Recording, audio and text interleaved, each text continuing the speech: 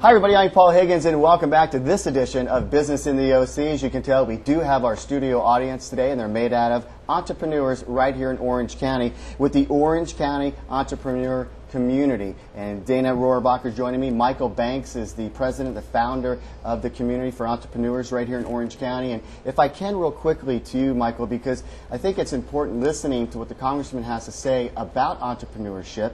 And in a minute, we're going to talk about energy, conservation, and science because you're heavily involved in that. But your thoughts with entrepreneurs, what kind of group is your entrepreneurs? What kind of people and businesses do they have that work within your community? Sure. Well, a lot of small business owners and entrepreneurs these days work on the internet.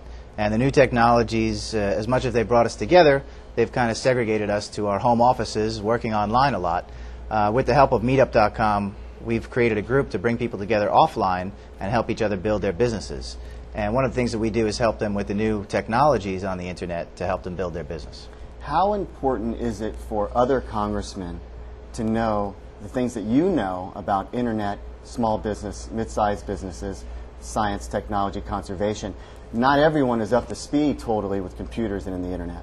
Well, first of all, let me note that I'm a former journalist, and so I know this much about this much, but I don't know this much about anything. And so I know enough to be conversant on these issues, but I do understand that, for example, the internet, which you put down as a base, there's a lot of members of Congress that are being pressured to end the tax status, the tax-free status of the internet, and they would want to bring the internet under control. They want it that every time anybody clicks their little gizmo that it costs 5 cents or 25 cents or 50 cents. And there are local, state, and city governments that are just ready to pounce to do that. Now, what would that do to the entrepreneurs that you're talking about? And these are very important issues, and people who'd like to go into business using the internet need to understand that it's fragile unless the political recognition is there of how important that avenue is. I'm not sure how often you get an opportunity to meet other entrepreneurs in a specific group, but your thoughts about a group like this full of entrepreneurs, it's kind of like a club, for, whether it be a sorority or fraternity. It's a group of people that have common interests. How important are groups like this to these type of people, and do you encourage it? Well, I think that first of all, to our economy, these people are the lifeblood of our economy. The lifeblood isn't the guy who uses all of his muscle to dig a trench anymore. I mean, people work hard all over the world, and they live in countries that are desperately poor. It's the entrepreneurs that are not just digging ditches and working real hard physically, but are using their creative genius that are the lifeblood of America's standard of living. So they're very important, and whether or not they can withstand other outside forces, large corporate interests, and for example, I don't want to be too much attacking lawyers here. And when I ran, my most effective motto was "Vote for Dana. At least he's not a lawyer." And but let's face it, if you put too much burdensome liability pressure on small businessmen, you will destroy them. Because they don't have the ability to have 5 or 6 lawyers working for them to defend them against sometimes frivolous lawsuits. It's true. And as I said, we're talking with entrepreneurs today, and our studio audience is made up of entrepreneurs. Our next question comes from Ingrid Chamberlain. And Ingrid, welcome to Business in the OC. Thank you.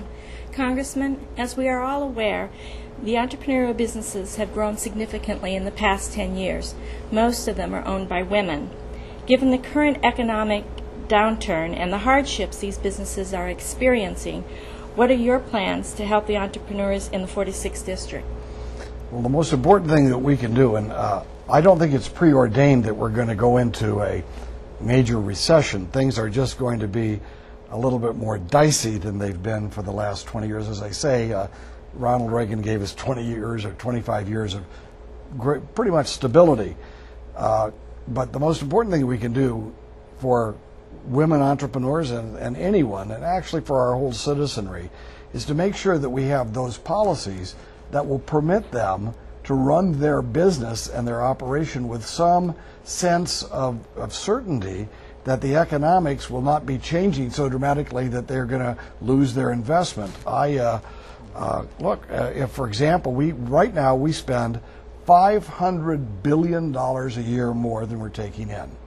500 billion with a B. And we have a budget, a $2 trillion federal budget. And the Chinese, of course, are buying up that $500 billion in debt. Well, if we don't handle that correctly, we could end up devaluing the currency, for example, as an answer, which would put us into major inflation, or, which would be even worse in my mind, raise taxes to the point that you folks, the young entrepreneurs, the people who are trying at the smaller levels to get involved in the market, will be taxed right out of the market. We don't want that. And if you don't have any money to invest because you've been unable to save because you've been taxed at too high a rate, you're going to be out of business. Yeah. And when we come back, we'll talk more with both of our special guests. Plus, we'll hear more from our entrepreneurs. You're watching Business in the OC right here on KOC and Safe World's IPTV.